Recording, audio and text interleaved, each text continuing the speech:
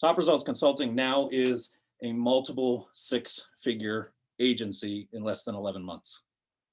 And it's not to brag, it's not to boast. It's simply because the methods that we use, that I've used for years, that Roger's used, the stuff that we do digitally, we have a running joke internally. Roger knows how to talk to robots. I know how to talk to humans. And when you put the two together, it is a deadly 1-2 punch. And the results speak for themselves. We've hundreds of clients that we're working with, and our own company practices every bit of what we preach. We do it, and the results are right in front of us to have us to the level that we're at. So that's a little bit about my background. Some other fun stuff. I'm an author. I joke about that one because I failed high school, basically. I was going to the Marine Corps. You don't need a high school diploma other than to get in. So I said, okay, I only need a D average to get out of high school. That's what I'll get. To turn around and say that I'm now a published author, even my own family still bangs their head against the table wondering, how in the heck did this kid that couldn't even write an English paper publish a book? So that's one of my favorite things. And then on the fun side of my life, I'm a adrenaline junkie. My girlfriend and I, we travel all over this country and really all over the globe. We were just actually down in Mexico, in central Mexico, a couple of weeks ago, and we explore some of the deepest, darkest canyons, some of the most remote locations. Our vacation type is go away and see how bad we can kind of destroy ourselves, hiking for miles and miles and thousands of feet of elevation, and then wondering why we did it. And then we see something that's the most gorgeous thing, like a waterfall, and we throw ropes over it and go rappel down it and jump into caverns and caves and all this stuff. And we remind ourselves of the fun. So we bust our, you know what, every day here at Top Results so that we can get out there and enjoy some of those things. So a little bit about myself on that end. Roger, I don't know if you want to add anything real quick before I share some slides and dive into it, now that I kind of let some of the pieces out there. Yeah, I'll just kind of put a couple things in to kind of bring everything together as we kind of dive a little deeper into it. So I didn't want to give a lot away. I didn't know exactly how this is going to go in your intro, but just to give you guys a little bit of background. Yeah, Sean's kind of mentioned I'm kind of the SEO guy, web development. That's what but one of the things that maybe is of value to you guys, I've been working in the real estate investor space, not as an investor, but as a digital marketer for a lot of companies out there. I don't know. A lot of times I'm kind of behind the scenes guy, but for a lot of you guys, maybe you recognize my name. I actually worked for Mind Protein. I was the manager managing that department for a number of years. And obviously when my wife got transitioned, got orders to Guam 3 years ago, I left that particular job. I had already been running my own agency, doing other stuff, other industries. And so this is not new to me. Right. So I had that side gig going. So when I moved to Guam, went 100%, started growing. Obviously, Sean kind of talked a little bit about our merger in 2020, and things have just been rolling from then. But and congratulations. As I heard the intros, I am stoked to be on this call. I really like to hear kind of like a success story. It seems like most everybody here is doing deals. So that is awesome. So Sean, that's basically what I want to kind of add there. It's kind of a testament to Marie and Liz. It's one of the things I've always loved about the Phoenix group and some of the folks there. Everybody seems to take action. It's one of my biggest pet peeves. You can learn everything. You could be the wealth of knowledge of a book, but if you're dusty and on the shelf and nobody reads you, aka you don't go out and take any action, who cares how much knowledge you actually have? So with that, I'm going to share some slides so that we can dive in to this. Let me hit play, and hopefully I can't really see everybody on there. So as I ask for questions, I only get so many spaces when I share the screen. If anybody's got questions or whatever the case, don't just raise your hand. I may not see it. Just literally unmute yourself and blurt out your question on there. So I will ask as we go through. But tonight I want to focus in on what we call the website growth strategy. Marketing in 2020, if you haven't realized by now, it's very dependent on online type things. I mean, just look at us. We're all hanging out online tonight. There's no, not a lot of in-person stuff. And that makes it a little unique and tricky when we talk real estate, because there's this human kind of physical in-person element. that's got to be there. However, with that being said, your website is single-handedly your best marketing and sales element or individual. I like to look at the website like a person in our business. And it is the best person for you if you optimize and do the right things with it. And that's what we're going to talk about tonight is how do you really optimize? How do you really make this website be something more than just the traditional kind of answer that we get when we ask this question right here. Why do you have a website? And I hear things like, well, because they said I need one. Well, because I need some online credibility. Well, so that somebody could maybe see it one day and know that I'm actually serious, right? These are the common kind of answers that we hear back from it. And when I hear that, I always come back with this kind of a question. How many of you guys would, and you could blurt it out if you agree with this and you would do it. How many of you guys would hire somebody, pay them a couple $1,000s, sit them in front of a phone that is not hooked to a phone jack and will never ring? Judging by your silence, nobody would ever hire somebody, pay them thousands of dollars to put them in front of something that's never going to do anything, right? But sometimes our website, these are some of the myths about our website is, well, we got it, but it really doesn't do anything. And I've dumped a bunch of money into it and I'm just okay with it because, well, that's kind of all I know. Or I get these type of answers. Well, it's just not doing anything because it's not finished. Your website's never really finished. We're going to talk about that in a little bit. I already mentioned the online brochure one. You hear this sometimes, you know, well, I kind of know what it should be. I just haven't gotten around to it. That's why it doesn't do anything for me. Okay, we're going to talk, how do you stay on top of it? How do you make this thing valuable? And then my favorite one is, well, I have it, but I don't want to do too much with it because I don't want to give too much information away. I'm too afraid, Sean, that my competition's going to come and look at my website and then know my things and they're going to get all the deals and I'm not, because they're just going to do one better than me kind of thing. Well, okay, I can somewhat buy in on that. But at the end of the day, your prospect, in this case, real estate, buyers and sellers, they want answers. And they want answers now. And thank you, COVID. Thank you. I used to call it Amazon. COVID's kind of taken it to a whole nother level. Thank you, Amazon, back in the day, I would say, for making instant gratification such a thing. I could order something, have it in my door in a day or two. Well, now COVID, everybody's online. I just grab my phone, my tablet, my computer, whatever the case. I look something up, I've got an answer. And if you're not the answer, they're going to go find it. And that's probably going to be your competition. So let's talk traditional design or traditional kind of website structure to get us thinking here before I get into some of the nitty gritties. Typically what we see, you just got, a couple of you guys were saying like, hey, I just got started in this business back in January or February. Well, here we are 11 months down the track. You got started back in January, probably got yourself a website. And you were all excited about it because I got this new website. It's so cool. I got a website. I'm online. Yay. All these people, I built it. Now they're all going to flock to it and they're going to come. And 2 years, 7 months go by. You don't really do anything to the website. And then you look at it one day in about 2.5, almost 3 years, and you're like, man, this thing is really out of date. There's not much information. Man, so much has changed on it. And you go, oh crap, I need to rebuild. That's what I got to do. I got to rebuild my website. And you spend 2, 3, 4, 5 months rebuilding the website, trying to make it perfect. And then boom, you get website number 2. And you're like, yes, it's even better than website number 1. I'm even more happy this time. And then you forget about it. 2 years, 7 months go down the track. And all of a sudden, man, that thing's really out of date. And you see how this cycle just keeps repeating itself and repeating itself. And most businesses, doesn't matter the industry, they're okay with this because this is the norm. This is what they've always been told or taught or kind of accepted, that, hey, as time goes on, as I get deeper into my business life, the impact that my website will bring will get better.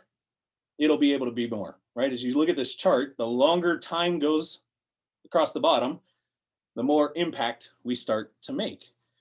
And unfortunately, it just never really brings the total result that we want.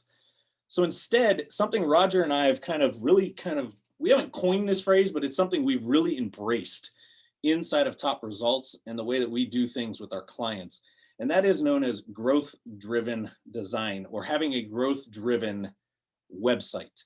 And some of you probably are thinking, what the heck is that? What do you mean by growth-driven? It's really not as complex as it sounds, because it's really easy to execute. A growth-driven strategy is something that can improve month over month. We're not waiting 2 years, 7 months to then go and do a rebuild. Every month you want to look at your website, and we're going to talk the specifics here in a little bit, but you're going to look at some of these key things and go, what do I need to change? What do I need to update? What do I need to improve? Growth driven is also very focused on the user. In this case, for you guys, it's contractors, real estate agents, buyers, sellers, potential lenders. Those are the users of your website, not you. Nobody cares what you want on there or what you feel. It's user focused. Growth driven also gives you better data. And some of you guys have heard me talk in the past about KPIs and key performance metrics, key performance indicators. The only way to really build and scale a business is let numbers drive the decisions. Growth driven gives us some of that numbers. It allows us to see it and study it and make the appropriate decision.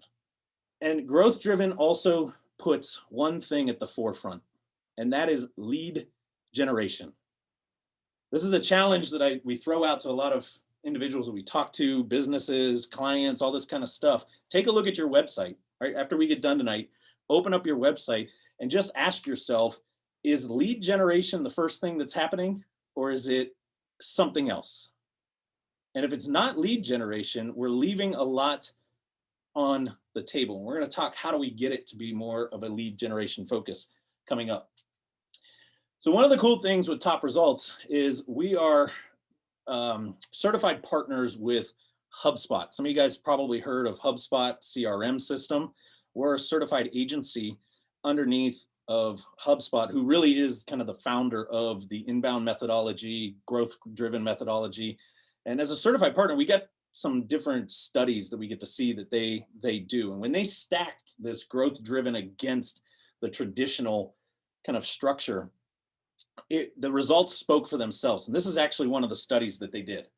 They selected a couple companies and they followed them in this new growth-driven process over a 6-month window. And the chart on the left kind of lays out and shows you the growth. But at the end of the day, the results summed up to this: about 16.9% more leads, simply in a 6-month window, simply by getting away from that more traditional style and focusing more on this growth side. 11.2% more revenue into those businesses. In a time where they say it's the worst economic, period that we've all kind of experienced here, businesses that can get another 10, 12, 15% revenue, that'd be really helpful right now. And these are just like highlight stats. There's a lot more that we could unpack. I don't want to bore you guys with data. I just want you to see that growth driven, it's going to sound a little bit like some work, but the work is what's going to drive the results. And that's why I'm not too worried about with this group, because you guys, like I said, always go out and take action.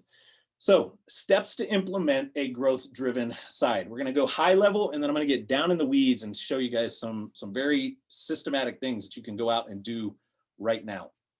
Step one is you need to audit your website. More importantly, you need to audit it from the user experience. Put yourself in your individual, the prospect, your seller, your buyer. If you're looking at the agent's page, be in an agent's mindset, whether you're one or not. Try to be in their shoes for a second and say, hey, if I was an agent jumping on this page, how does it feel? What's the user experience like? Does it answer the questions that I would have? Really go through it. This is probably, if I had to say, the magic solution to being a business that can really explode quickly. It's your ability as the owner to think like your prospect.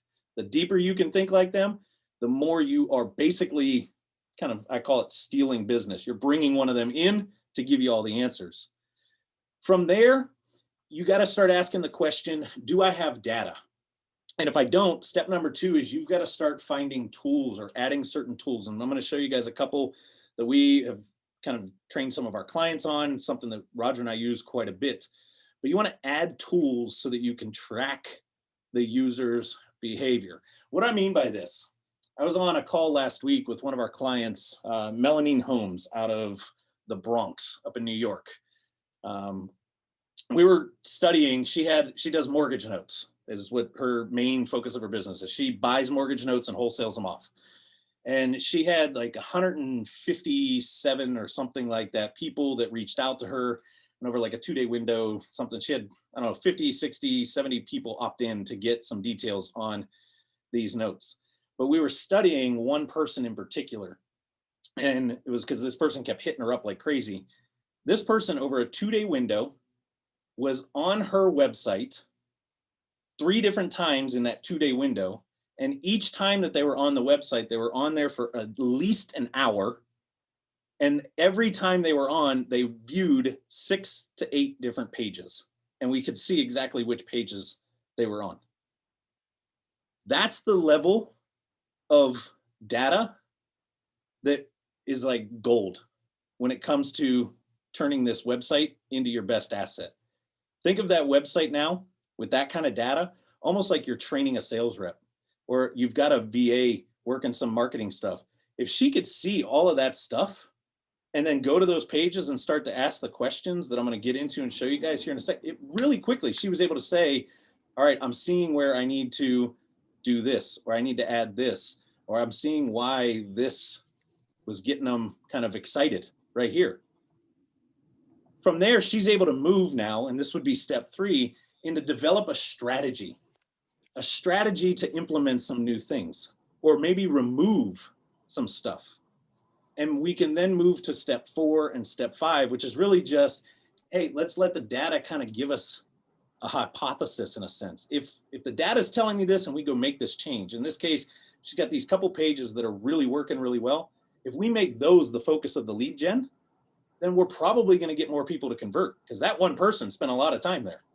We have another client that's in the Kratom space. It's a data point that I measure and watch like crazy. They're a product company. They sell products. Well, every time we run a sale, their average time on their website per transaction is like 6 to 7 minutes. Well, as a product company, I start to ask the question, why? Why are they on there so long? Is our product purchasing process too difficult? Or is it because there's so many options for them to pick from that they're studying and paying attention and really thinking about it? And the fact that we're keeping them there for that long, maybe there's other things that we can throw at them. Maybe there's certain things that we can do now to increase their sales side, right? And we're able to create some ideas right now. We've kind of built some hypothesis around it, and we're going to implement and test, and we'll see. Did that work or didn't it work from there? So website audit being the biggest thing right out of the gate. All the other stuff sounds sexy and fun and cool, but until you figure out how to audit the website and really see what you've got going on, what you're working with, this is where you're going to find out, what do you need to change? What is the plan? What do you need to do? And there's a couple of tools that you can use out there to do some of this stuff. So the first one I want to throw to you guys is what's called a website grader. This is actually a free HubSpot tool that you can just go to, website.grader.com, throw in your URL. It's going to kind of kick back a report, give you some basic stuff. Nothing super elaborate, super sexy. It's just something that you can use to kind of help with yourself. The biggest approach would be getting in it and feeling it through from a UX side. The website grader is going to help kind of identify maybe some SEO things. On the SEO side of the house, though, this is where Roger and some of our team in TRC really comes in big for our clients. We use a couple tools. SEMrush is one that's out there. I believe they have a free piece to that. Roger, you can even chime in on that part here in a second if you want, about SEMrush. But Moz is one that it's just a free Google extension, right? Google Chrome extension that you can throw on. And it's going to give you some basic data points. What's the health, in a sense? Every website URL out there is graded from 1 to 100. To give you guys an idea of how hard it is to get a perfect score in this particular test, Facebook The other day when I looked, I think they were like 96 or 97. So even Facebook isn't perfect. Most websites, when they first get started, they're around a 1, a 2, a 3. If you start getting into the 10, 12, 15, you're getting some health now, right? And the way Roger and I like to talk about your, what they call authority score, that's the number that you'd be looking at if you used Moz. Authority score, it's kind of your popularity with Google, with the online search world. How popular are you? Well, a 1 is nowhere near as popular as a 50 or a 60 or a 70, right? So the higher the score, the more popular it is. The more popular it is, the more Google's going to want to use it and put it out there because you're pleasing them. This is where we joke. Roger understands how to talk to that person at Google, the bot, that is going to favor it. But sometimes that language, AKA keywords, certain taggings, certain structure, is not always the most user-friendly, the human person. So we got to find that happy blend on there. And that's where the third step of this website audit comes in. And that is your forms and your calls to actions. What do those feel like? Go through your own process as if you're the client, the prospect, the buyer, the seller, the agent, whatever it might be. Go through, fill out the form. See how does it function? What does it do? What happens next? What are some of the experiences that, and I think somebody's got themselves unmuted. I hear some birds chirping and stuff. If you can just mute. But what is some of the feelings that maybe your people are experiencing when they go through it? So Roger, do you want to add anything on the SEM Rush side before I jump off this piece of it? Yeah, absolutely. So one of the things for this particular group, just kind of, since I'm not very familiar with the level of knowledge around tools for SEO and digital marketing, I would recommend going with Moz.com. And Moz provides an extension for Chrome that gives you a quick, basically the domain authority or authority of your website that gives you a quick snapshot.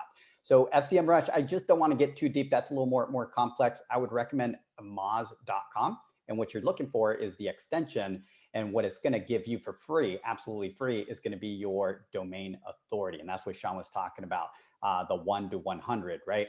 And most of you will find that your website's probably between 1 and 3, something like that. And yeah, so that's basically, in regards to the tools, probably Moz would be the better option. Absolutely. Now, if a lot of this sounds like foreign language and you're going, Sean, Roger, I get it. I understand what you're saying, but I've got no clue how to audit my own website and think about this. This is something that we at Top Results Consulting do every single day for our clients, for individuals. At any point, you can jump over to our website, topresultsconsulting.com. There's a big old tab right at the top of it that says book a call. We're going to jump on a call with you, and it'll be either me or Roger, maybe both of us, just depends on the time of day. And we will spend 30 minutes to just break down and show you every little piece of your site that is good and show you all the elements that need to be improved if you really want to take this growth-driven kind of process to the next level. So you can go out and play with the tools and do it yourself if you're the type that's like, I get it, I kind of understand some of the techie stuff, but if you're the type, most of the time, like my own self at times, I look at Roger and go, I need you to just walk me through this because I get the concept, but I don't understand how to actually use the tool. That's the more, we'll say it it's a polite way of saying it, the geek side of the business. So how do we build a scalable website? This is where it gets really fun for me. Strategy. Everything about business is a strategy. There's no magic pill. There's no magic plan. There's only a strategy. It's kind of like when I was in combat. We had a strategy. We thought that this was going to work, and then we left and we went out and the first bullet got shot, and all of a sudden that strategy's out the window and we're on to something different. So strategy is the key to all of this, and it starts with goals. No different than your business. You need to set SMART goals for your website. You set them by doing the following. Review some of the user behavior. Pay attention to what some of your users are doing on your website. If you don't have any data coming out of your website, you can't see some of this stuff, then this is where you have to tap in and go to past individuals, maybe past leads that have come through your website, past people that you know have been on your website. Tell people to go to your site, go through the process just to interview them. Get their experience, get kind of firsthand feedback from them. And then from there, create the list of what we call the must-haves. Now, must-haves, if you're taking notes, write this down. Must-haves make an immediate impact when they're implemented. So what do I mean by that? We've got a client right now, I won't say any names to keep this one confidential. We have a client right now who's been kicking the tire about getting his site live, simply because his about me paragraph, the paragraph about him, is not done. Well, that paragraph about him is not a must-have to get something out there, to get something live, to get things happening. Because at the end of the day, that paragraph will probably change 20 times between now and who knows when, right? Must-haves make an immediate impact right now based on what our users are kind of telling us. From there, you want to immediately go into this launch phase. Keyword was immediate. It's always gonna need work. You're always gonna want something more. You're always gonna wish it could do a little bit more. It's never gonna be 100% perfect. Roger and I literally just did a podcast recording, did it as a Facebook Live back at, an hour ago, right before this meeting right here. The idea for it came out last week. The name of the podcast got designed last night, 11:30 midnight Pacific time. Him and I are on a call, and we come up with the name of this thing, schedule it for 4 o'clock today, and boom, off to the races and run. It was by far not the perfect podcast. It was by far not the, most everything in perfect form and the way that we want it, but it got done, right? Because it's about launching and getting the momentum. I look at our own website, Top Results Consulting. We just went through a couple weeks ago, a complete launch of a brand new site, a full overhaul. You guys heard the stats of what Top Results has been able to do this year. Our first website dating back to January was like a fraction of what Roger and I really wanted. But at the time, we just needed something up and out there so that it becomes this marketing and sales tool that we need. And I'm going to talk about that alignment here towards the end of this. From January to October, we ran with something that both him and I were not proud of. It was not like, go look at our site, it's so amazing. It functioned and it worked and it gave us the results that we needed out of it. But we always knew we were going to update. We always knew we were going to add something. And even the new launch, as almost perfect as it is, there's still elements where Roger and I are like, okay, phase 2. Now it's time to get into phase 2. Let's get into this, right? So target your changes at 30 days. Inside of 30 days, you want to make a change. And the idea is you need to launch so that you can collect more feedback. It's all about a big feedback loop. I do it. I make a change, I launch it, I test and measure, I get the response. I make a change, and it's just this repeated cycle on it. Continuous improvements, I've already kind of talked about this in here. It's all about this kind of put it out there and do it, and you're always going to make improvements. The big point that I want to make right here on this slide is you need to understand who are your target personas. And we're going to talk a little deeper about that here in a few slides. But your improvements need to be for your personas. If you don't know who your target audience is, and real estate individuals, unfortunately, are probably the biggest culprit of not knowing. This was the damaging part to our business at the very beginning. We tried to speak to everybody, every type of real estate situation. We were trying to talk to it. And as a result, nobody was listening. Nobody was coming to us because they just weren't clear on how we can help them. So we dialed it in, got super targeted on certain specific personas, types of real estate transactions, and our business exploded. Data and KPIs. Here's a couple of the big ones to write some notes down and that you should be tracking. Every single month, you want to know how many new website visitors are you getting. If you're not getting any, then there's no point in changing anything on your site. It's about getting people to it. But if you're getting traffic to the site and you can see that you're getting improvements from that, that tells you that things are working on that front. The next thing is taking a look at the big one being your website sessions. How long are they staying on there? From there, how many pages are they paying attention to? From there, what's that conversion, right? And that goes into that form and call to action effectiveness. If you've got 150 people a week on your website, but you're getting zero, it's like, Sean, my forms don't trigger anything. Nobody's opting in. Nobody's asking for me to give them a cash offer. Nobody's asking for me to help them out of a real estate jam, but I've got people on it. Then you have to start questioning what is being said. What is the site actually, what message is the site delivering? Is it in the copy?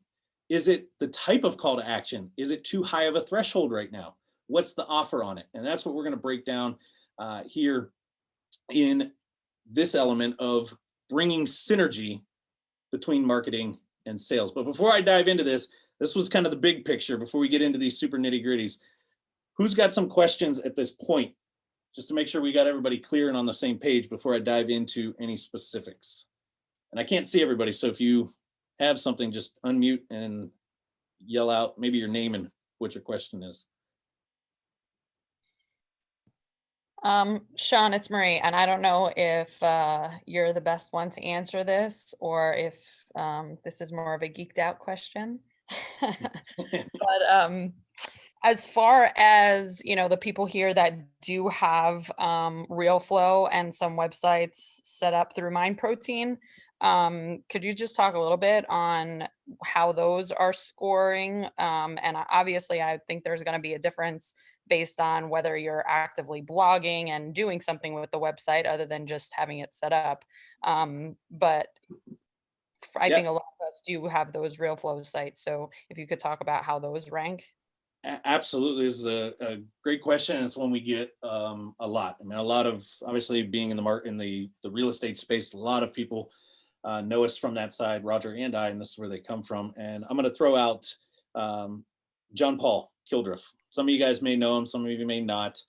Anchored Homes out of New Jersey. John Paul came to us, I believe it was about 6, 7, 8 months ago, something like that, with this exact structure.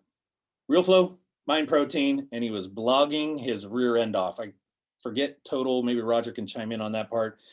It was quite a few. I mean, we're talking 100 plus blogs that were hitting his website that he was doing. And he thought he was doing everything right.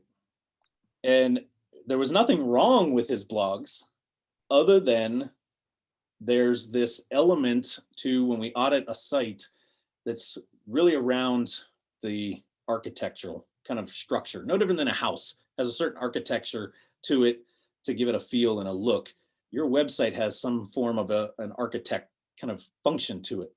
And his, because of that Mind Protein site, it wouldn't matter how many blogs he threw at it, it wasn't going to get much higher. And I think at the time it was a 3 or a 4 is all it was getting on an authority score with all that work. And he was pretty irritated about that when we started to break it down.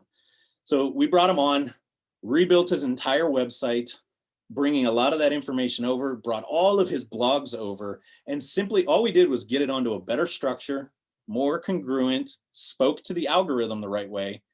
And he now is getting leads very consistently from 2 to 3 of his ideal markets. And when you search things like we buy houses, such and such, like we buy houses like Harbor, sell your house fast. I forget all the towns off the top of my head that he's in. His pages are what's showing up number 1, number 2, number 3 in Google. Blogs that he wrote 6, 8, 10, 12 months ago, years ago, 2 years ago, suddenly started to rank. And it was literally because the structure, that SEO audit end of it, that needed to be cleaned up. So I'd love to sit here and say, and it's, again, it's nothing that's bad about it. Right. It's just when Roger actually puts it pretty well. I can't see if he's still on or he jumped off.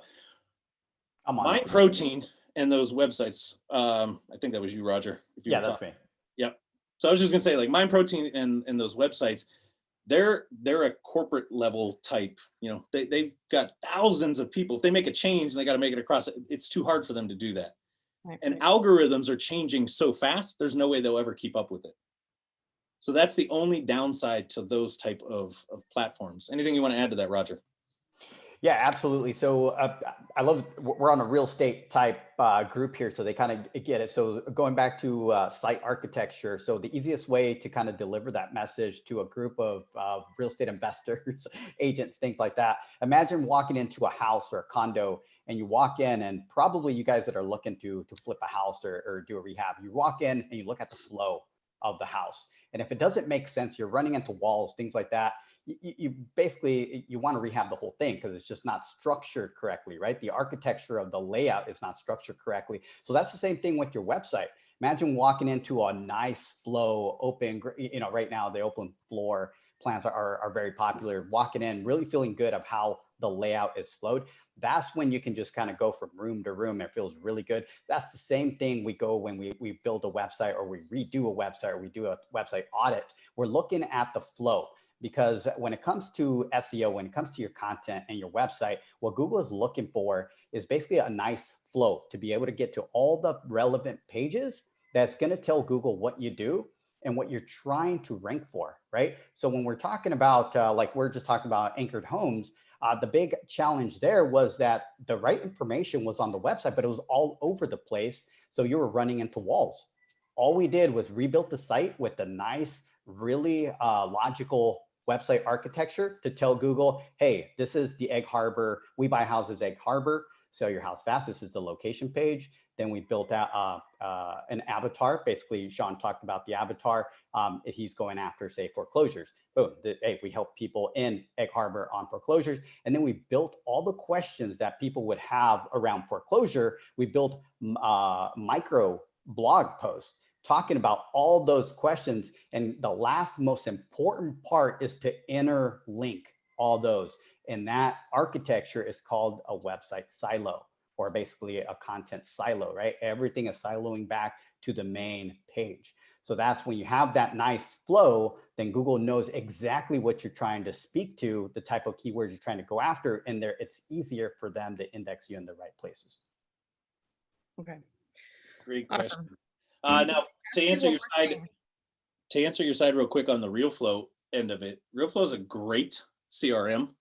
It's a great real estate focused platform, minus the data, the analytics.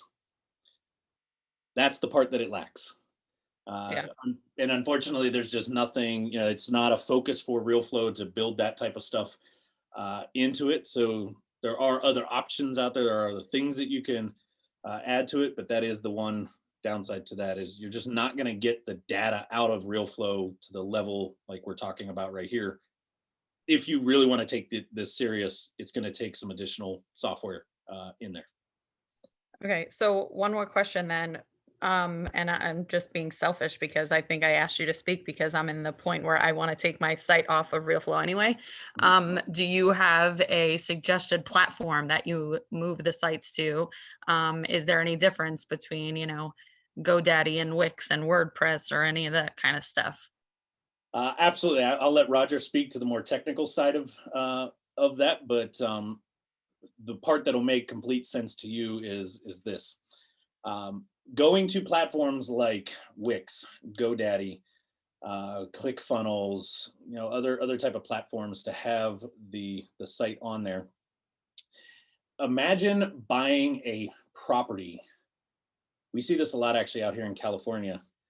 For some of you guys, I think that are in California, there's land out here that the land is leased to the homeowner. They don't actually own the land. They own the house, but the house is sitting on dirt that they really have no control over. At any time, that could get yanked from them. There's agreements, obviously, and things, but things can change. Policies can change, and they could lose the right to have the house on the land. As a real estate investor, that's probably something we wouldn't necessarily do, right? A deal that we wouldn't want to get into. Going to platforms like Wix, GoDaddy, ClickFunnels, Shopify, all these other it's the same thing. Yes, they're behemoths. Yes, they've been around forever, but there's a story out there that Wix went down one day. Wix server crashed, and every site on Wix that was built through Wix went down, including Wix website. So clients of Wix couldn't even look up Wix to find out how to get in touch with them to help them out. That's the danger. So that's why, and I'll let Roger kind of speak to why we structure, and when we build things over, you pretty much are on your own independent kind of element, and you kind of own every piece of it. So Roger, if you want to kind of elaborate on that piece. Yeah, absolutely. So to speak a little bit, once again, to the more technical things, if I lose you, it's okay. You can always send in your questions. But speaking to the website, we are WordPress developers, first of all. So a lot of people will say, hey, well, my website's currently on WordPress. Well, what we do is that's not the only thing you need. You need hosting. Once again, that question came up. What's the difference between Wix, GoDaddy, and all those? All of them have their pros and cons. Not enough time to explain each one of them here. I'm going to explain how we're set up and why. So basically, this is years of research, years of working with hundreds and hundreds of websites myself, with agencies and on my own. Is basically, I decided with Sean that we were going to build our own infrastructure for hosting. So for our clients, we actually partner with a hosting company that only hosts WordPress sites. And they actually allocated a number of servers in their system to be able to run our WordPress theme that we built on. So everything, there's a lot of factors when it comes to SEO. And this is one of the reasons we did this. Imagine a list that Google puts out. Now they don't, this is an imaginary list, right? And there's like hundreds of boxes that you got to check of tasks. So we have more control to be able to check more of those boxes, right? More of those check marks and things that Google needs us to do for SEO if we own and have full control of the server side, right? Because there's some things that we have to adjust, one of them being site speed. Mobile responsiveness, things like that we have to adjust. So at Top Results, we actually put you on our server platform. So you're running your hosting and everything through us. Now, if you ever want to move, we make it very, very simple for you to basically take a zip file version of your website and take it to another hosting. But one of the things that we do, we only deal with premium tools. So that's a big kind of thing that we kind of give out. So if you guys are thinking about either building a site, one of the big recommendations that I do, it's okay, go with one of the big names. There isn't not one, there's pros and cons to all of them. What you want to focus on is that you are able to move around. And one of the platforms would be WordPress, right? Build it on WordPress. But you have a WordPress site, you have it on GoDaddy, you built it yourself, you're really happy with it. We go back to the audit. How's the architecture? How's the content? How's everything else? How's the SEO optimization on the back end? How's the site speed? I go down my list for the SEO audit. And that's where partnering with an agency like Top Results and how we kind of designed everything to be makes it a lot easier for you to focus on your business instead of your online presence. But at the same time, not forgetting about your online presence, making sure that the online presence is actually growing, which goes back to the growth-driven design methodology that Sean and I really push. Great question. Anybody else? Anything on that topic before we yeah, along those lines. So what is the advantage of using WordPress in contrast to just going with a static site and using microservices to put out the pieces that you actually need or want, or being able to expand that way, and then taking those and pushing them into whatever CRM you're going into, or basically using different backend databases depending on what you need, and hosting on some place like Google or Amazon, or using containers and basically using terraforming to set up the environment as you need when you want to move. Sorry for the technical piece for everyone else, but I'm just Stephen Allen. You mind if I take this one, Sean? It is up your alley. Go. All right, cool. So excellent question. I'll try to kind of do it so we don't lose everybody else on here. But basically let's call them landing pages, individual landing pages that are hosted on Amazon, Google, anywhere, right? But they're individual micro sites, right? One page websites. So what Google is, those used to be very popular, where you can build a one page landing page, has its own domain, you put it out there, and the gurus out there were saying that's awesome. But what they didn't tell you is that it had nothing to do with SEO. That had to do with you now spending a ton of money on ads and driving traffic, paid traffic to those pages, and then they would do great. They'd show you those results. So currently, hopefully I answered the question correctly here, but currently what Google's going for is really offering up for because keep in mind, we are the Googlers, the people that are on Google looking for stuff, we're their client, we're the client, right? We are their ideal avatar. So they better be serving up or giving us the right results, or else we'll go to Bing or we'll go to another search engine. So what they're looking for now they're really favoring brands, right? So what we are focusing on is getting, say, you guys, one of your company, and we take your brand and we build those landing pages that used to be popular. We build them on the website. So it's like domain.com/seller, sell your house fast in your location. And we build everything under one umbrella. That way, when your individual pages rank, they rank with your brand all around it. And I talked about content silos earlier. Then we build all these questions around it. So no longer are you trying to kind of build the authority around one single page website that it'll lose its authority. It will never gain momentum. Basically, if you have it under one umbrella and you have a ton of information, you become the hub of that particular niche or that particular industry, and you can answer all those questions. That's where Google starts building those know, like, and pretty much trust factors. And that's why you don't want to go micro. You want to put one umbrella, make your brand number one, and then answer all those questions through blog posts or location pages. When I said the microservices, I was actually talking about other APIs, so that like if you're taking stuff and putting it into your MongoDB or something like that, and you've got a backend system that's using Lambda stuff, and you basically serverless computing, you're using RESTful APIs to link into other pieces, like doing what are those called, skip tracing, and looking up different addresses through different systems. Those pieces are what I'm talking about more, rather than the single static pages that you had said.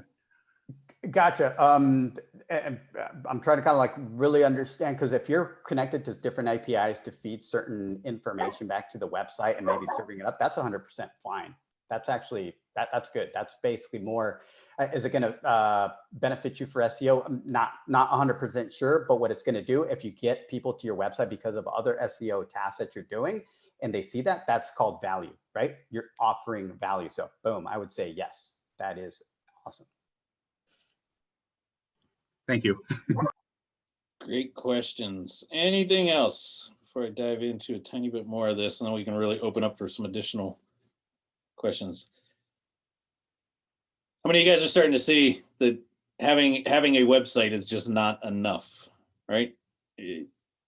When I started in 2012, really doing business, Facebook was the thing. Everybody said to have a Facebook business page, and if you want, build a website.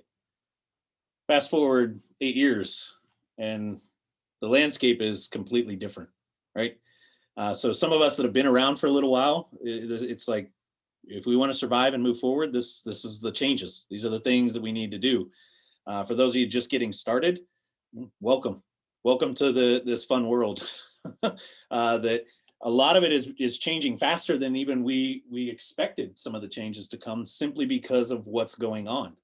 COVID is a big player in a lot of the decisions that online sites are being kind of required to have. And COVID's changing the way consumers consume. And don't think that because you're in a service-based business, which is what real estate is, it's a service-based company, that it makes you different. They are consuming and looking for services just like they look for products, and they expect it to be the same, right? They're not the educated individuals like all of us here. They don't spend the time studying this. They just know, if I want a product, I can go here and look for it. If I need this help, I can go here and look for it. And this is what it's going to take to get your company in front of them at the right time. So to not bore on too much of the other stuff, there's a couple pieces that really kind of hone in on the marketing side that I want to hit on. And I'm not going to go kind of full screen, so I can just bounce a couple slides here. If you guys really want to see this entire presentation straight through, slide by slide, this is a free masterclass that we have on our website. Just go to topresultsconsulting.com. There's a big old button that says, check out the masterclass. It's about 55, 60 minutes in length. When I go through it in detail all the way through, you can sit and watch it at your own leisure. But lead generation really comes down to thinking about campaigns, not tactics. And all of this kind of plays back to the website here, and I'll show you kind of how it all links. Tactics are the stuff that you guys are probably very used to doing. You send out a direct mail campaign, you put up a bandit sign, you go to a networking event, you write a couple of Facebook posts throughout the week. Those are tactics, right? When I hear people say, yeah, I'm marketing a lot, and they spit all this stuff out, I'm like, okay, great, you're doing marketing tactics. Campaigns, there's an actual process to a campaign, to really create it as a campaign and a funnel all in to one. And an effective campaign, you don't start with the tactic. You actually start with what is the kind of the plan? What's the mission? What am I trying to, what's the overarching theme that I'm going to go for? And I'm going to give you guys kind of a step-by-step here in a process. And then you go to your tactics. Your tactics are like tools. Then you go to your tactics and say, which of these tactics help get me this result? And what we mean by that is this. Number one, figure out what's a goal. Campaigns start with a goal.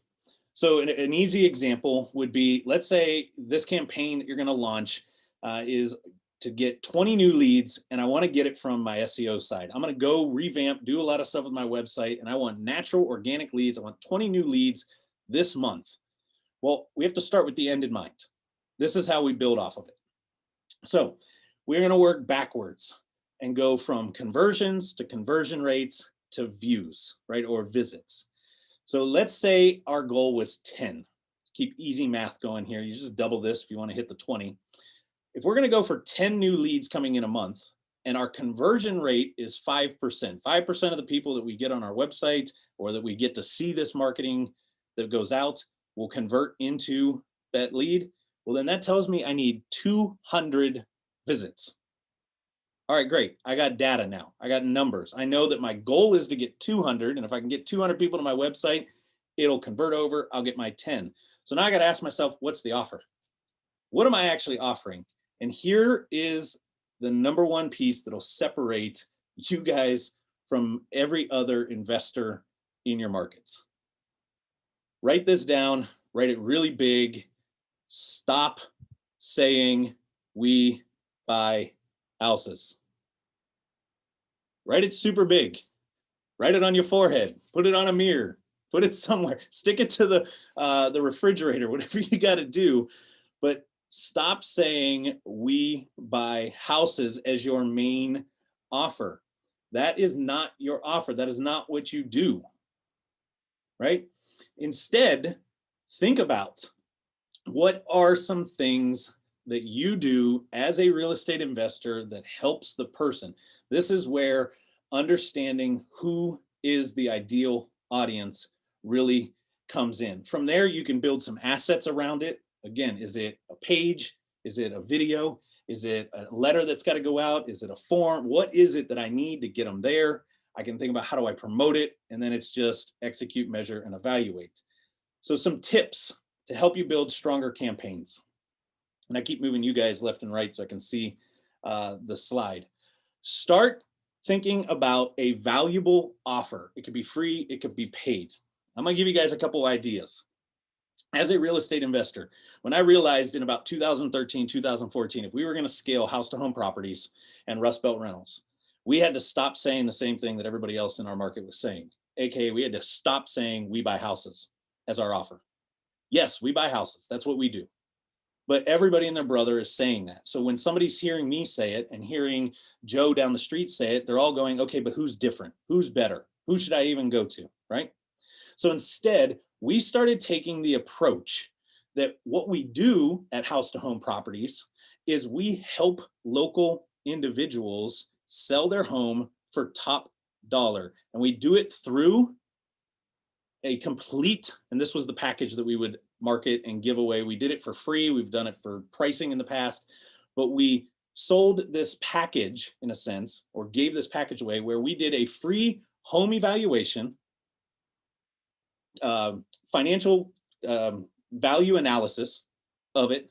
We would send somebody out to the home, take a look at the house, mark everything down that needs to happen that we would do to rehab the home to get it to this point. Some of you guys probably are starting to catch on to what's going on here. I'm basically doing my process. I'm just positioning it a totally different way.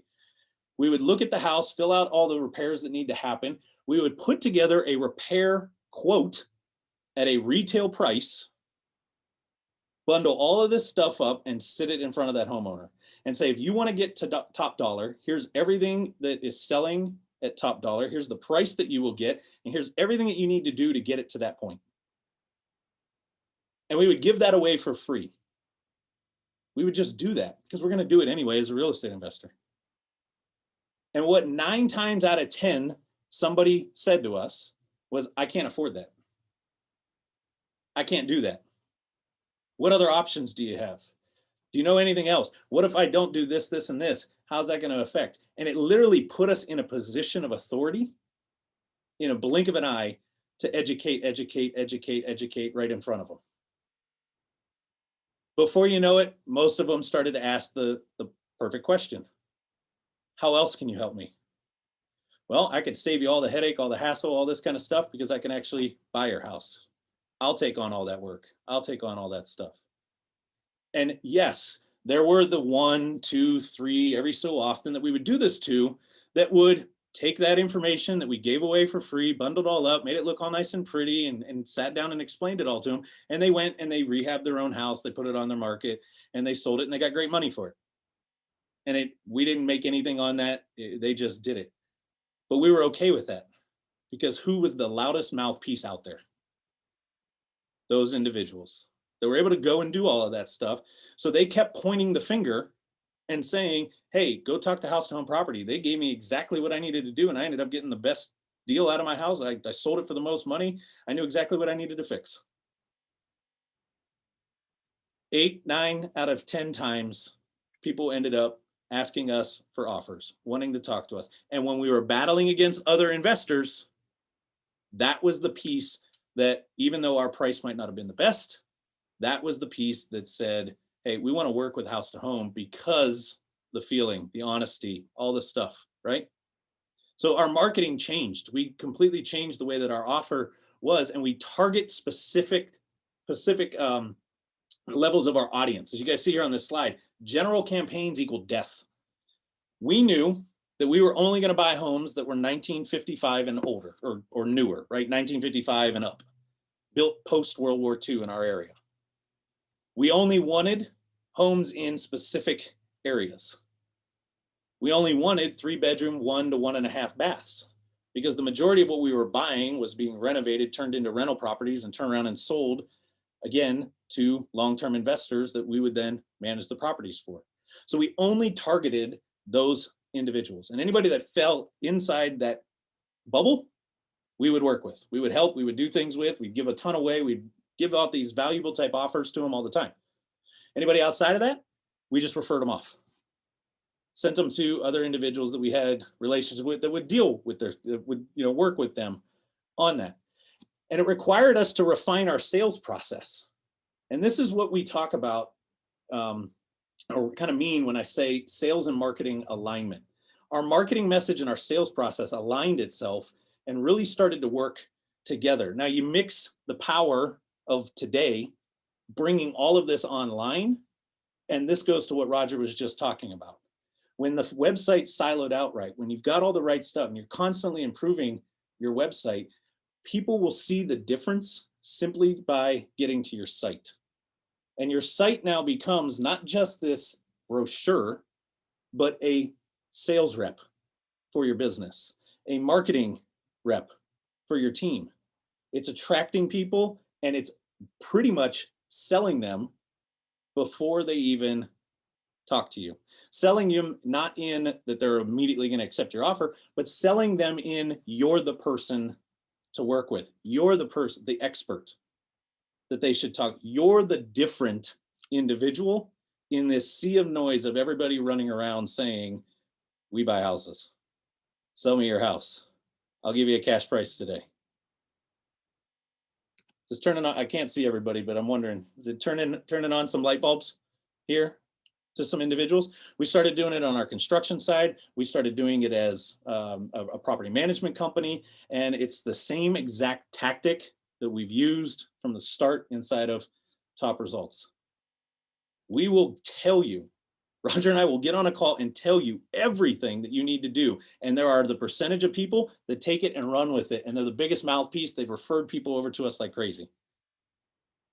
But 8, 9, 10 out of, 10 out of 10 times, 8 out of 10, 9 out of 10, people start asking the additional question. Now, not everybody becomes the client, not everybody becomes it. Some people take this up, but it's the same structure. The key is think about your knowledge and your expertise. Build a campaign around you and what you know the best. When I read this earlier, as I was prepping for tonight, I immediately thought of Marie and Liz. You guys are doing a ton of stuff from the Airbnb side. And COVID's probably thrown a little wrench in there, made some things a little unique. You guys have worked through it. And there's a lot of people that have seen Airbnb explode and see people make money through Airbnb, and they want to start Airbnb in their house. They got no clue how to do it. You could build an entire educational type value-based offer around teaching and giving them all the step-by-step process of getting their house ready for an Airbnb, and it'll completely open their eyes to what exactly they have to do. And sure, 2, 3 out of 10, they'll go do it on their own, and they'll run their mouth about how grateful they are about it. But the majority will start to ask you the deeper questions and open opportunities for you to take them deeper into the sales process. So a couple of things I'm going to recap with, and then we'll open up for more specific questions on things. Number one, lose the idea of the perfect website. Lose the idea of perfect marketing online. It'll never happen. Number two, build and update your site based on data. Stop guessing. Stop putting your personal preference in it. And number three, put lead generation first. The entire point of having all of this stuff digitally in today's day and age is to generate a lead. If you're not generating a lead, your business will not survive very long. 4, try to gather as much user data as possible, get as much information, talk to people that have been through your site, through your process, and build everything specific to the target of your audience. We have another real estate individual in Washington, DC. She's been raving like crazy.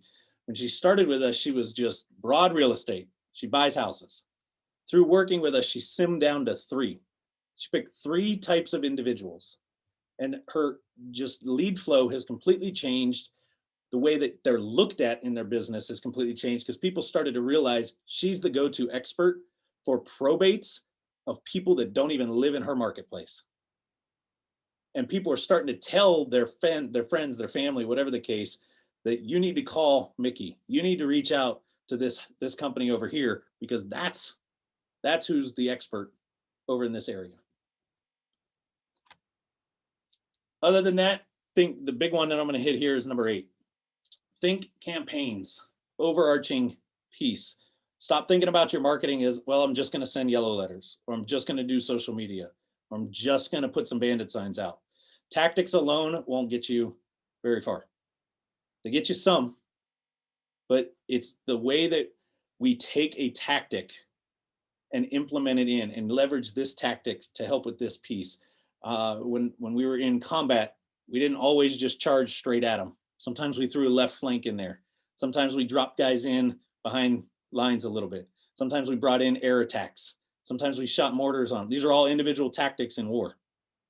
But it was a combination of all of that that accomplished the mission. And that's the way you need to think of your businesses. All my campaigns should have tactics working together, driving back to the same area. Again, I'll put this on here and then I'll stop sharing the screen here in a second. If you guys want a very detailed plan for yourself, don't hesitate. Head over to our website, topresultsconsulting.com, book it on there. There's a calendar. You'll be able to pull up the calendar and see all the available times. It automatically changes to your time zone. Take a look at it, and it books it immediately, sends you a Zoom link for that time. You, me, we jump on it. Roger, we jump on it, and we'll kind of break everything down very specific for you guys. So with that, I'm going to open up to questions. I'm sure there's some out there. Just Can you please put your information again like you did before? And the screen? That screen? Yeah. Yes, sure. Click again. thank you. And if you're on social media, which I highly suggest that you are, don't hesitate, follow me, follow Top Results, touch base with us there at Sean Tiberio at Top Results, basically on everything. All right, so I'm going to de-share so I can see everybody again. So what questions do we got? Fire away. I'm sure there's not much that Roger and I can't handle, and if we can't, we'll get you the answer. Well, I don't want to say, I don't have a question yet. I do, but Marie and I just made a whole bunch of videos the other day, and we were both just texting that our minds kind of blown. So now we're going to go back because we were targeting on there, but we were still putting too much loose ends, so to speak, you know, like, oh, do you have fire? Do you have water? Do you know, and different things. But now I think just going back and being more targeted, which I've heard, but sometimes you still don't follow along. I'll actually, on that note, and then I'll let you kind of finish there, Liz. Marie, I'll send it to you because I know I have your email. Something we've given our clients, we've walked through this. It's a target persona worksheet. Basically, you just step-by-step walk through, fill it out, how to identify your target persona. Yeah. And it asks you the questions to think about as that person. Like, what are their fears? What are their concerns? What are their frustrations? Where do they consume information at? What type of information do they get? Who's the decision maker? What's their demographics, income, age, gender, all this kind of stuff.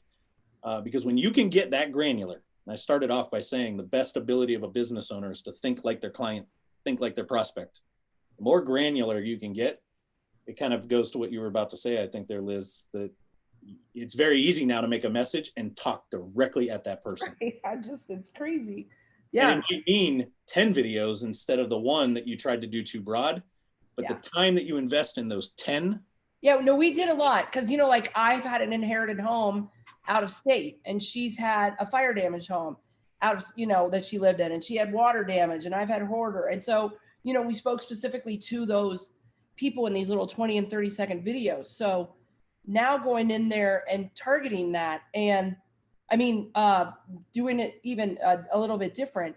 And so on that same line, she and I have a website, but it needs some work because it is, I think, just a landing page right now, which was converted over from something else. But we've had that conversation, and we knew that was on our to-do list. Mm-hmm. But just, and I got on John Paul's site while you were talking. And so on the design of that site, is that kind of a same thing that you guys do? Like you kind of keep the same format and stuff, or how do you do that? Flow, yes. So the elements of it, yes. But you can see a variety of examples. If you go to our website, topresultsconsulting.com, scroll down a little ways, there's a portfolio section. And I forget how many we have on. We don't have near all of our clients on there yet.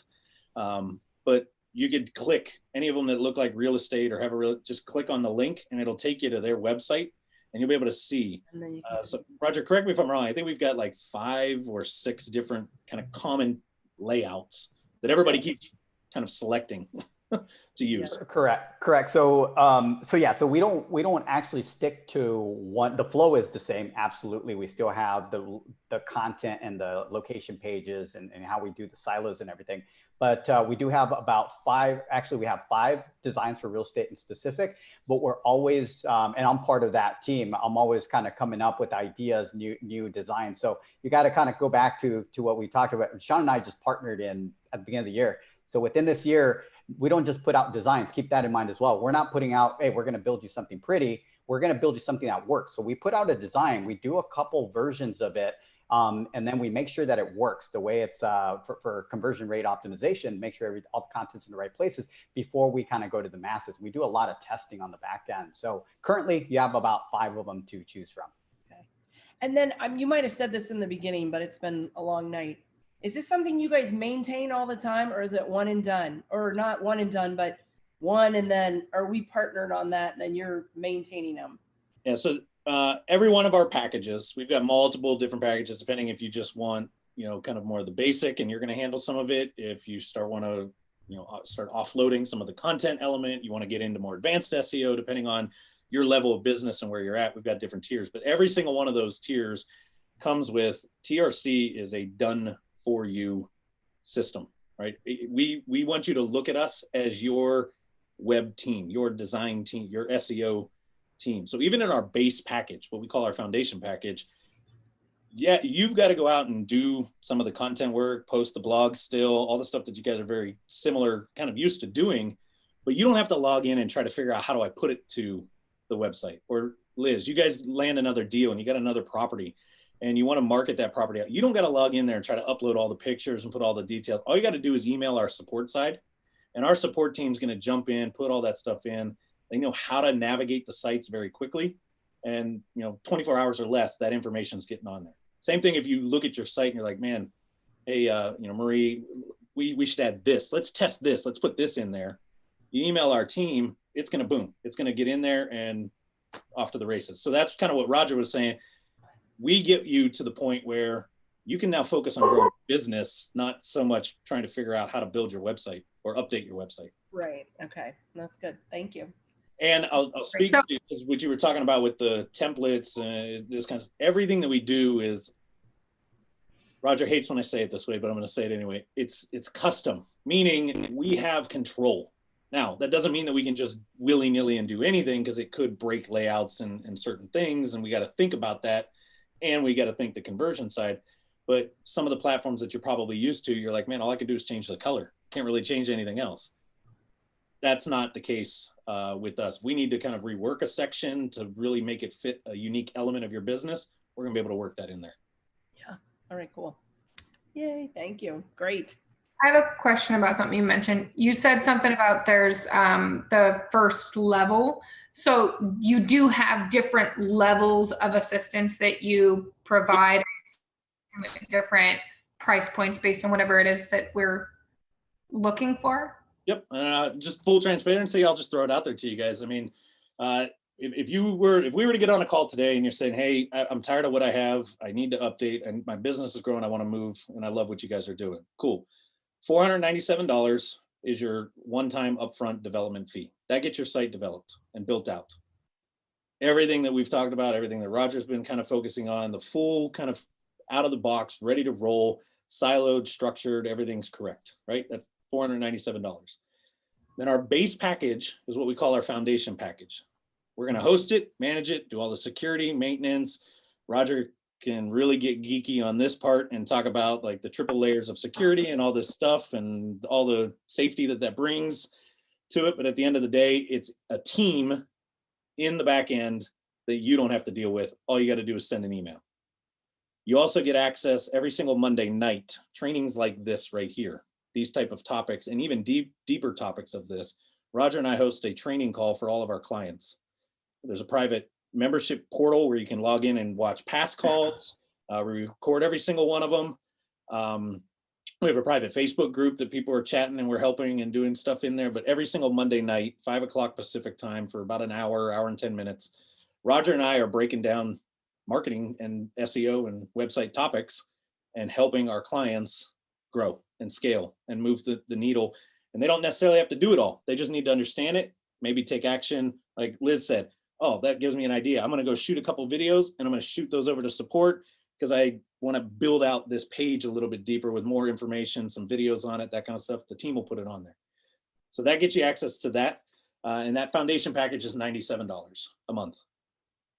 We also will integrate the site with your CRMs. If some of you guys are fed up with certain CRMs, don't have a CRM, not using it the right way, whatever the case, our go-to is HubSpot. That's why we're a certified agency. Inside of them, we use HubSpot internally. It's hands down, I live inside of that thing. It's my favorite tool in our kind of arsenal. So we have packages to help you on that. If you want to bolt that on, you want to start getting into content where we're doing the blogging for you, we've got packages for that.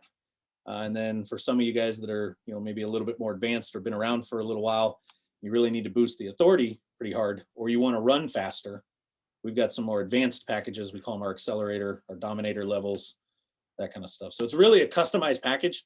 And it all starts with, we get on a call, we look at what you got, find out what your pain points are and what do you need, and then we can map out what we can do for you. And another question on top of that, do you teach us how to do some of the things? Like I have WordPress, my stuff, because I'm a realtor, my WordPress came from West USA, which did an amazing job like starting my process for me. But there's a lot of stuff I don't know how to do on there. So do you teach us some of the stuff that we need to be doing on a regular basis? Yeah. Details so that we can actually remember and do it? Because I know me and Marie and Liz have had to learn it, and then remembering how to do it is a whole nother thing. Yeah, I mean, that gets into some of the stuff that we talk about on our Monday night training calls. So things like backlinks and citations and, you know, different elements. We've spent probably the last month and a half really breaking down the silo process, keyword research, all these kind of things. And again, some of the clients that are on those calls, they're in our upper packages. We're doing it for them. They just want to understand what's going on. Other clients are on those calls because they're doing it on their own and they're learning, and they got that, you know, the live call to learn it, but then you also have the portal where that call is recorded. You go back in and watch it at any time. Hey, Sean, what about the websites that are already built? Do you take that website and add to it, or do you throw it out the window and start over? Most of the time, very, very, very rare will Roger, and that one's always left to him to decide, but very rare will Roger look at a site and say, hey, it's actually well structured and good to leave it. We could just take over management and start amplifying. Most of the time, though, we're going to take the content. That's the valuable part, right? The information might be good. It's just the structure, the format, all the technical aspect. So we'll take all the juice out of it and put it onto a better, well-structured piece, transfer the domain over. So there's no hiccup, there's no loss in time, authority, anything else. It's just one day. I always relate it to like a new facade on a commercial building. You Right. pulled up to this complex today and it looked ugly. You pulled up there 7 months later and all the scaffolding goes away and it looks new. We're doing the exact same thing to your website. We're just changing the facade, the look, the feel, everything. But to the algorithm, to Google, all that stuff, there's no real hiccup because the content, if anything, there's a boost because it got clear and they're like, Right. oh, now this makes sense to us. Okay, good. Okay. Great question. Anything else?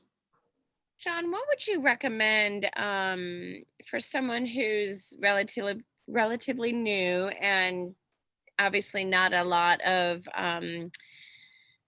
website activity to, obviously, I don't think your services are probably needed yet, but as we grow, then I think, you know, that's something that we would look into. But until we get there, what can we do to drive traffic, or do you have any tips on how to? Yeah, this is a great question. I didn't actually, it's on one of the slides and I kind of skipped that section of it, but there's a big piece of it. Right now, at least if you have a website, the best thing that you can do is drive everything through the website.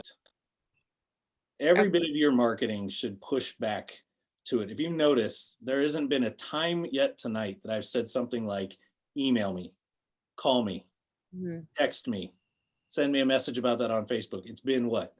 Go to top results and get it here. Go to top results and look at, I didn't say, Liz, I can send you links to the 5 different designs. No, go to our website, take a look. Why? We practice what we preach, number one, right?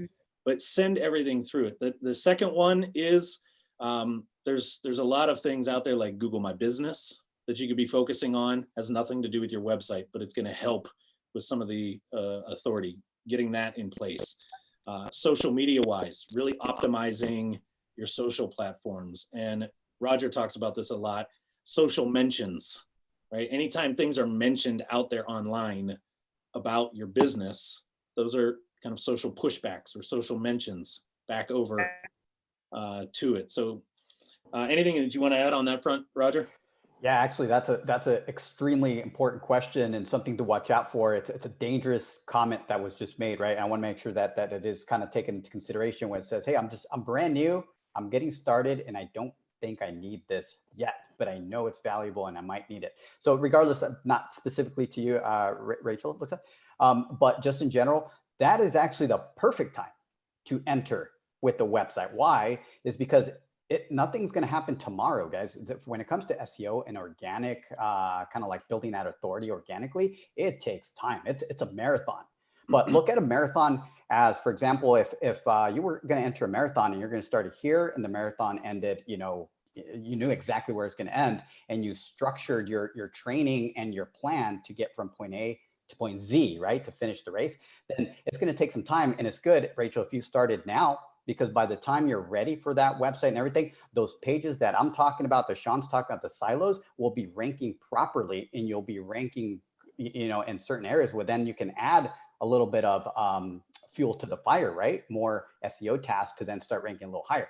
I have brand new clients that come in with that same question. I'm like, no, you got to start now, even with the foundations package, just to let it marinate, because that domain authority is an aged, is basically, to go back even further, is basically you're building that authority, but it's basically other people finding that content, clicking on it, maybe linking back to it, things like that. Nothing's going to happen. When you're ready, you're going to wish you started a year from now, because when you're ready, you're going to like, man, I wish I was already ranking, right? So if you start now when you feel like you're not ready, that thing will marinate and it'll sit there, because why? It's not going to be a brochure. We're going to purposely put location pages, blogs that are purposely optimized with certain keywords. So that way they start start ranking. So anybody that's already kind of aged, right? It's like already kind of wanting to go. That's when we start recommending our higher tier packages, because that's when we take what you do have, and then we got to put the fuel to the fire, meaning build links, build blogs, build citations, which are directories, build social mentions. Now we have to do that at one time. For you,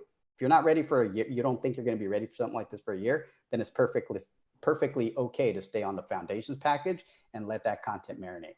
Okay. That makes sense. When you say that, I think of Jimmy Jacobs Properties. He came to us, and that was the first thing he said to me on the call. I just want your basic package. I'm not really doing anything until I retire in 2 years, but I want it out there and I want it done and not have to worry about it. And I started to think immediately, it's like fine wine.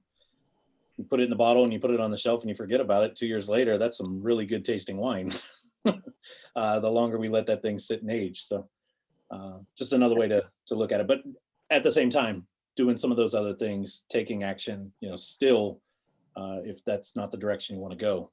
But to Roger's point, I would ask that question, like, when is the right time? You're never ready to have a baby when you have a baby the first time either. Right. Okay, thank you. Mm-hmm. All right, I'm going to throw this out real quick, and then we could talk the drawing. How many of you guys like free stuff? Never. Never? All right, so you're not allowed to enter then.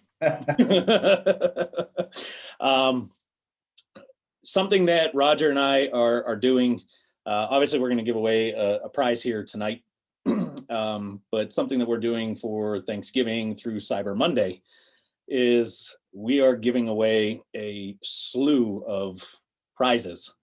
Everything from a free silo structure to an entire keyword project. Basically, we'll break down everything and give you all the keywords for your site. We're giving away a couple one-on-one coaching calls with him and I in there. We're giving away a press release so that you can, if you ever notice, and we have it, and a lot of our clients have it now, as seen on ABC, CBS, NBC, Fox. We run press releases for some of our higher end clients, syndicate that out to a couple hundred news outlets. That's how you start getting those little fun badges to be able to say that you've been in ABC, CBS, all that kind of stuff. We're giving away a press release. We're giving away some free highly SEO written blogs. And then the grand prize is we're giving away a foundation package, a complete website rebuild and our foundation package. You get the website designed for free, and then you get 6 months of the foundation, the $97 for free. That's the grand prize that's being given out. So anybody's eligible to enter. We're going to be randomly doing those drawings towards the middle of next week. All you got to do is go to topresultsconsulting.com/Black Friday. /Black Friday. There's a 3-step process. A couple things that you got to do. Make sure you like certain pages, follow certain pages, that kind of stuff. Share it out to everybody so that other people can hear about the give back that we're giving away. And fill out a form with your information so we can get in touch with you. If you win, there's no need to be present. It's not like a live drawing. It's literally going to be a randomized thing. We'll plug names. Our system is going to put everybody on one list. We'll plug it into something. It'll randomly generate a name. And we'll say, all right, this name's for blah, blah, blah. And that's what you win.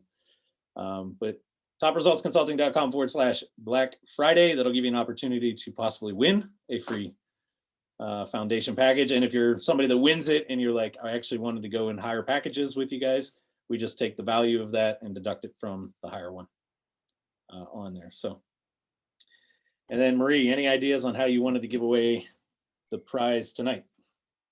Okay, so I'm just gonna say, notice that he's sending you to his website again with getting your freebie. Let me interrupt you right there.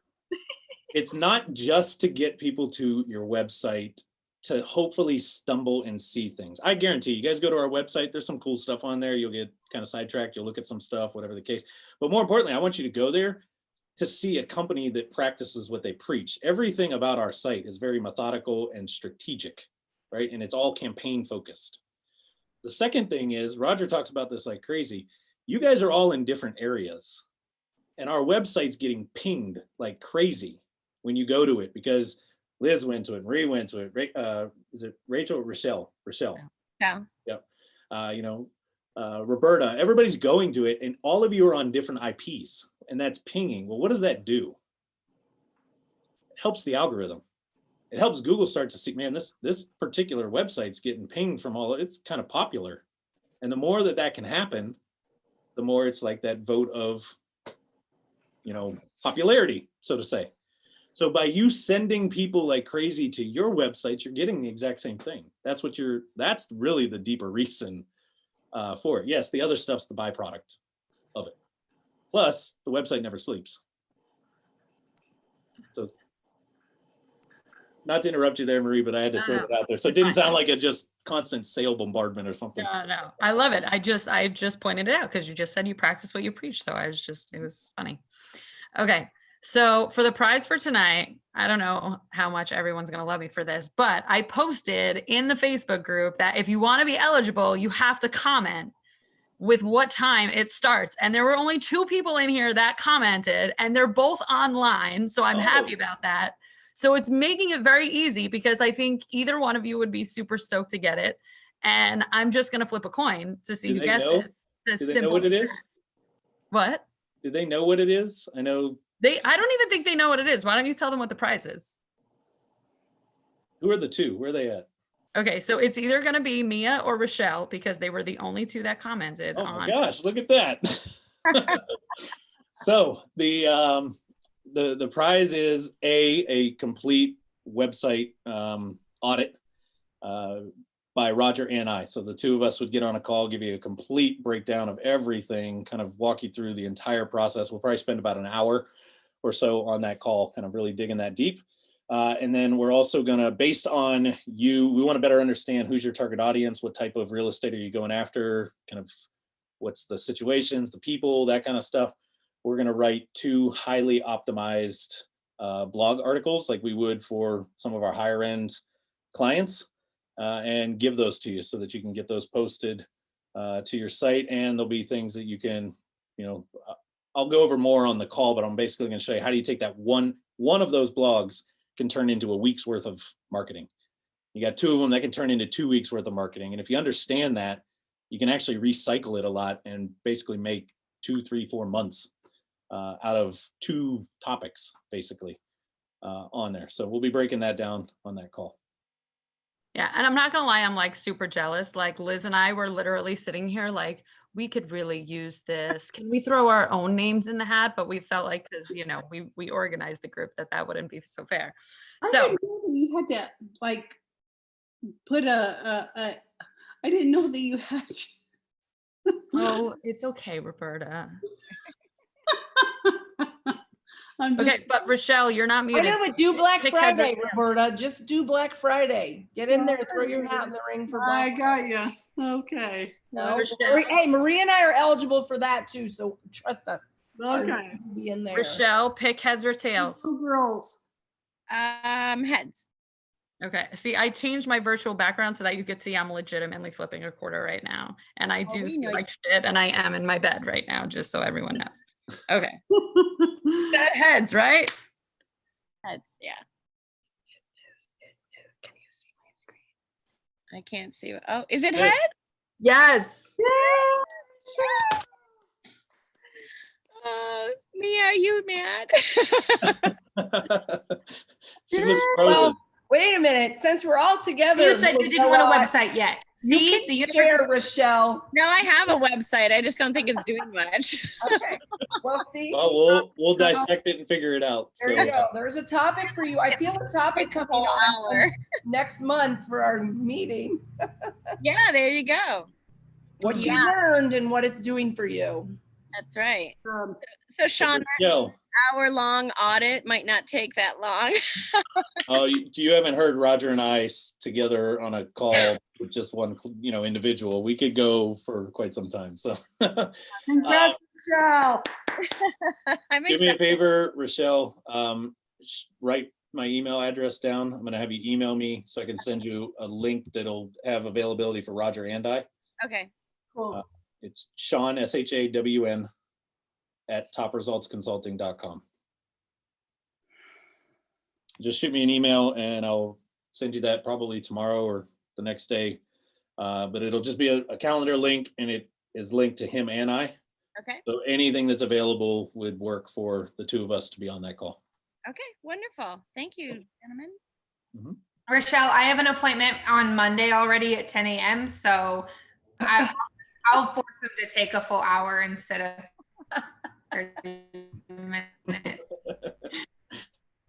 You better get your internet fixed, girl, before we get over there tomorrow. You keep breaking up. Gosh, I'm freaking out right now. I know. We're all watching Tony Robbins, or not all, but we're gonna do a day of Tony Robbins. So Awesome. Well, I've got a few more minutes. I don't know if anybody's got to jump off. If we got more questions, I'm all ears and I have welcome to. I have another question. You said $497 for your initial call. For the development. Yeah. Yep. Is that added to the base $97 a month? So you would pay $497. We would get you in, start the development process. Typically takes about 20 or less days is kind of what we like to shoot for. Remember, we try to target that launch in under 30. So we try to actually shoot for 20 or less, get you completely rebuilt. You are involved in that process back and forth, looking at it. If there's any tweaks, anything like that. Once we feel like we've got it all in place, we get you live. And then if you're going into the foundation packages where you want to start at, then that's when your 97 a month would trigger. Okay, good. Anything that you have out there at that point, like if you're currently on Mind Protein, let's say, and you're paying the $97 there, then once we get you live, then you can go to them and say, I want to cancel that. Okay. If you're in the packages that are blended with Realflow and everything, then that's when you reach out to Realflow and you downgrade to their package that doesn't have the website to it anymore. That kind of stuff. Which is coming up, so it's a good timing. all right, Sean, I gotta go eat stuff. I'm tired. Thank you. Thank All you right, very Liz, much. good seeing you. Roger. Yeah, you too, Roger and Sean. Thank you guys so much. The rest of you people, peace and love too, and I'll see you all soon. Awesome. All right, thanks, guys. Peace and love. Anybody else? Anything? Anybody other questions before we go? It's kind of like our Monday call. Nobody wants to get off. Same, Our I Monday get the same call- feeling, yeah. Our Monday call, people know that if they just stay and sit and look at Roger and I, we'll keep talking and delivering more knowledge. Too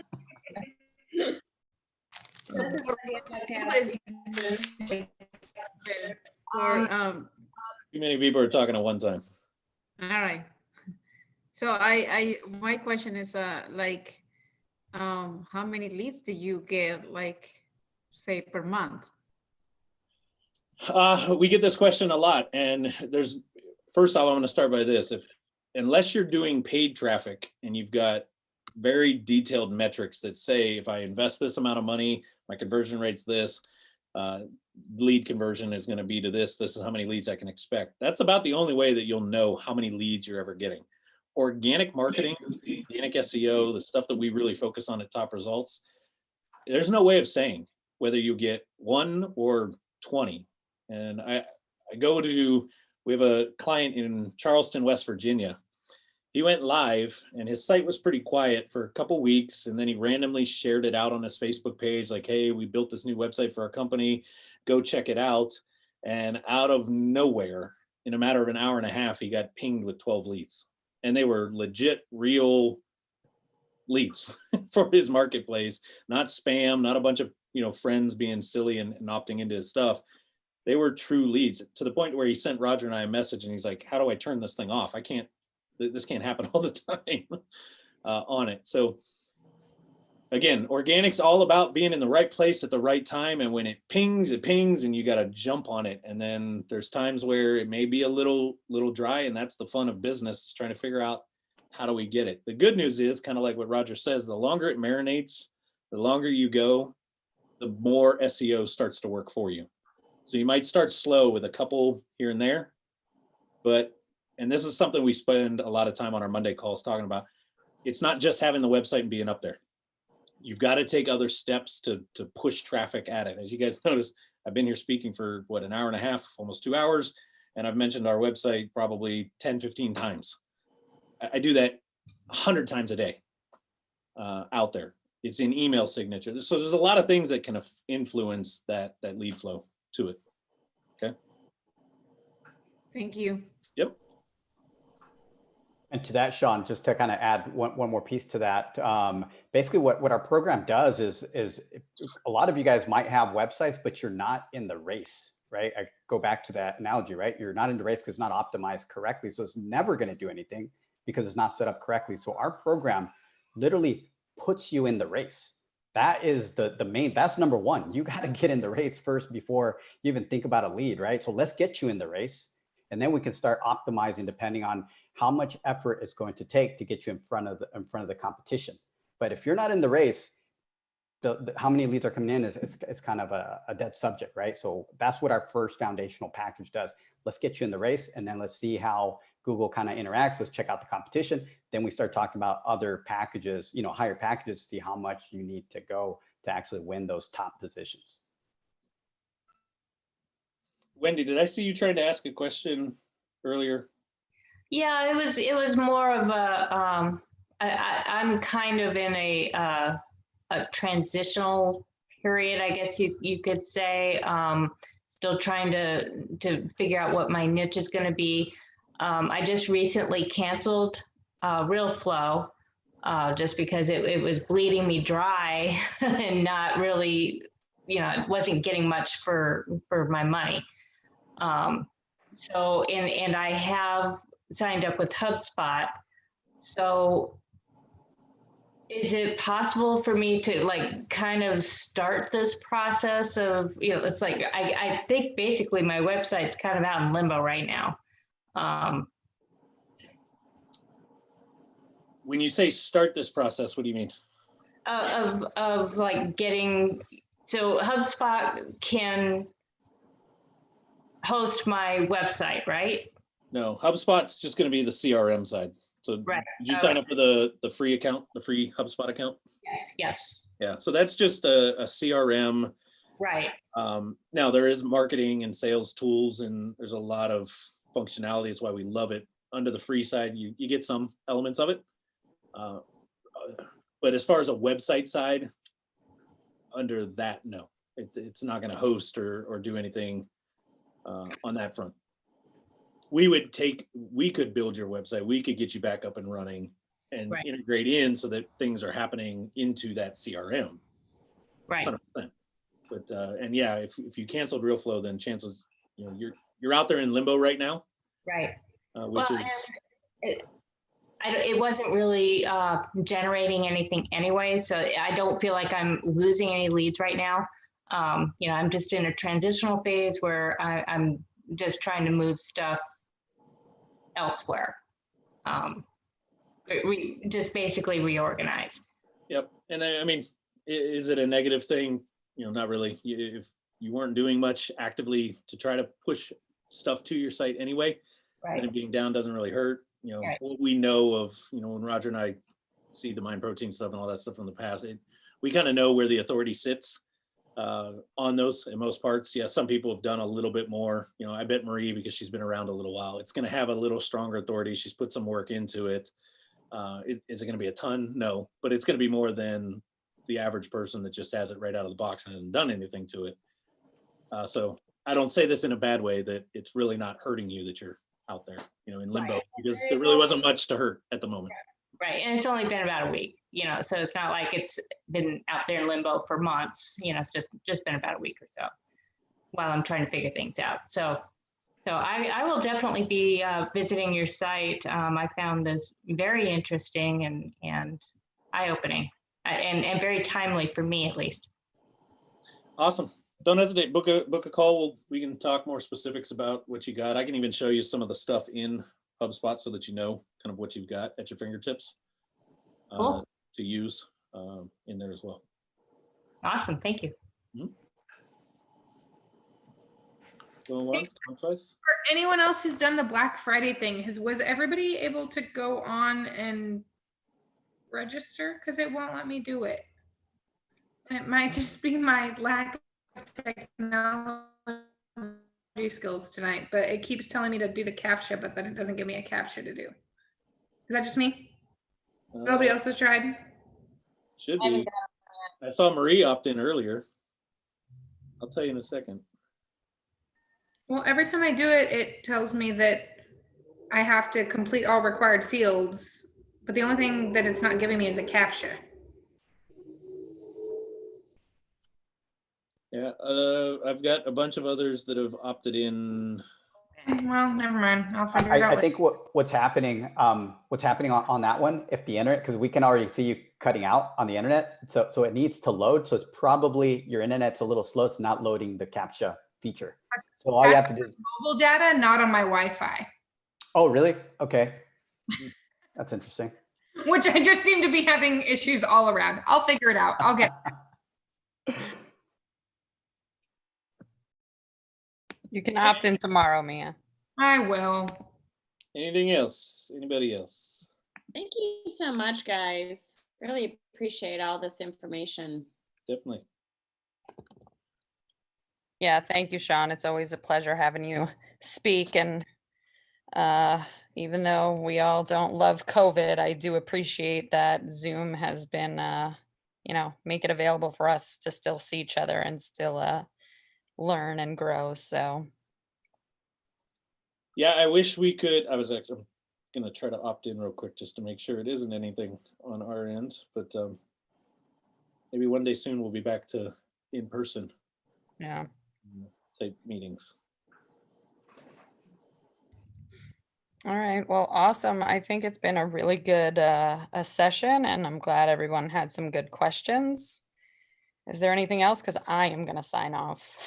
Really, it worked just fine on my phone. And so I would just maybe after this call, give it a little bit, try again. So cool. All right, everybody. I appreciate your time. Thanks for re-educating. Thank you.